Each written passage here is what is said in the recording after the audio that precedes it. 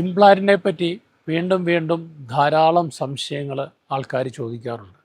അതിലേറ്റവും രസകരമായ ഒരു അനുഭവം, കഴിഞ്ഞ ദിവസം ഒരു പേഷ്യൻ്റ് ഇംപ്ലാന്റ് ചെയ്തതിന് ശേഷം ഇവിടെ എത്തി. ആദ്യമായിട്ട് ഇവിടെ വരുന്നതാണ്.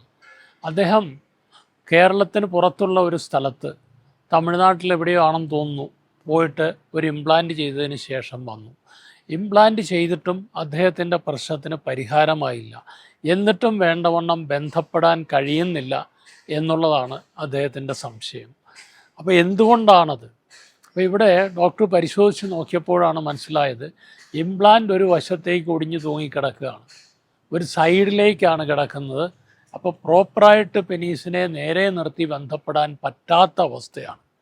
അപ്പോൾ അപൂർവമായിട്ട് ഇത്തരം സംഭവങ്ങൾ ഉണ്ടാവാറുണ്ട്. ഇംപ്ലാന്റ് ഓപ്പറേഷൻ ചെയ്യുന്നത് ഡോക്ടേഴ്സ് വളരെ എക്സ്പീരിയൻസ്ഡ് അല്ല എങ്കിൽ, അതിൻ്റെ പ്ലേസ്മെൻറ്റ് കറക്റ്റ് അല്ല എങ്കിൽ ഇങ്ങനെയുള്ള സംഭവങ്ങൾ ഉണ്ടാവാം. ഏതെങ്കിലും വശത്തേക്ക് വളഞ്ഞു പോകാം, ചിലപ്പോൾ അറ്റ ഒടിഞ്ഞു തൂങ്ങിക്കിടക്കുന്ന അവസ്ഥയാവാം.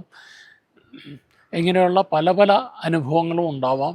അതുകൊണ്ട് ഇംപ്ലാന്റ് ചെയ്യുമ്പോൾ ശ്രദ്ധിക്കേണ്ട കാര്യങ്ങൾ, അത് സ്ഥിരമായിട്ട് ചെയ്യുന്ന ഏതെങ്കിലും സെൻറ്റേഴ്സിൽ പോയിട്ട് ഡോക്ടേഴ്സിനെ കണ്ട് ചെയ്യുക. മാത്രമല്ല, അത് ആവശ്യമുണ്ടെങ്കിൽ മാത്രമേ ചെയ്യാൻ പാടുള്ളൂ. മറ്റൊരു വിഷയവുമായി വീണ്ടും കാണാം.